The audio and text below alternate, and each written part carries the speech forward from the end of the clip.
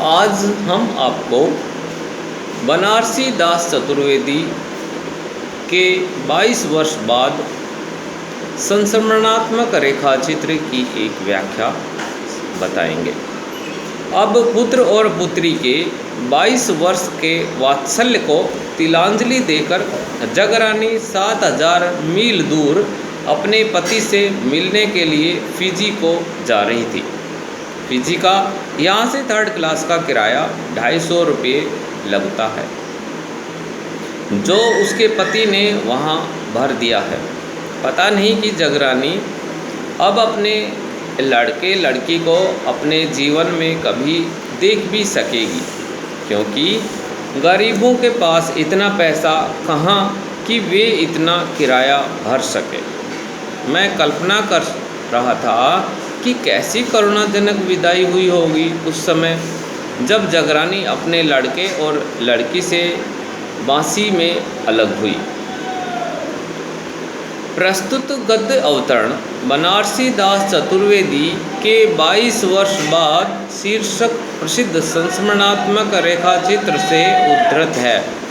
पराधीनता काल में अनेक गरीब भारतीय शर्तबंदी के कुली के रूप में प्रवासी बने थे। जगरानी का पति कल्पू अहिर भी फिजी में गुलाम मजदूर था। उसकी पत्नी जगरानी पूरे 22 वर्ष बाद उससे मिलने जा रही थी।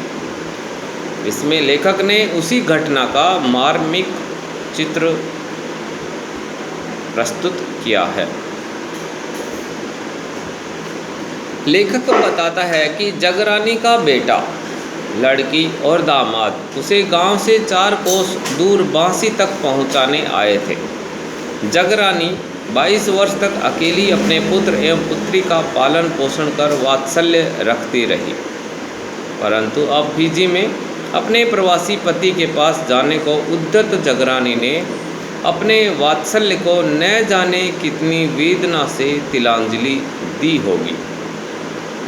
फिजी भारत से 7000 मील दूर है। जगरानी वहाँ अपने पति से मिलने जा रही थी। वहाँ जाने का समुद्री जहाज़ का किराया उस समय 250 रुपये था, जो कि उसके पति ने वहाँ पर कंपनी को अग्रिम जमा कर दिया था।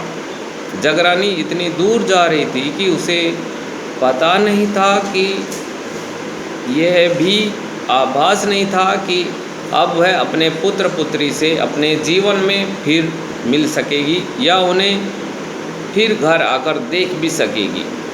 लेखक इसका कारण बताता है कि एक तो फिजी काफ़ी दूर है, वहाँ से आने का किराया एक गुलाम मजदूर के द्वारा दे पाना बहुत कठिन है। गरीबों के पास किराए के लिए या आवागमन के लिए इतने पैसे कहाँ से आवें। इस तरह जगरानी का फिजी से लौटकर आना असंभव ही था।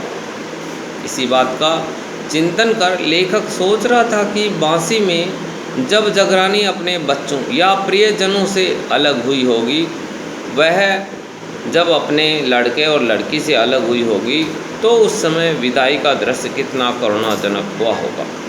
इसकी कल्पना एक सहृदय व्यक्ति ही कर सकता है। इस अवतरण में विशेष बात यह है कि अपने प्रियजनों से विदाई लेने का दृश्य मार्मिक संवेदना करुणा के साथ उपस्थित किया गया है।